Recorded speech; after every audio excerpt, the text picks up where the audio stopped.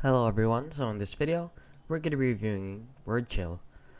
But before we get into the review, a lot of you guys have been messaging me, and since I can't review every product that you guys send me, I created a guide that teaches you how to do this research yourself.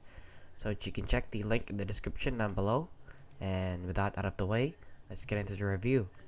So as you can see, we have it here opened up on Google Play, and if you don't know what this is, it is basically another one of those apps that will let you they claim to let you pay out after reaching a certain score or a certain level.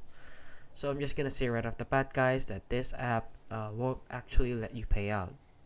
So please do not download this app with the hopes of making money, since if it really did, it would be making headlines and would be making people a lot of money. So people would be quitting their jobs and just playing this game instead. So please do not download this app. As you can see, from here, this is what it looks like. Just by the gold. They also don't include here, wherein you download the game, and then after you reach a certain level, the dollar sign pops up, and then for example, you can withdraw $30 to your PayPal, and that's not completely true, guys. Please don't fall for their scam. But however, you can play the game, and the game seems to be pretty nice or pretty good.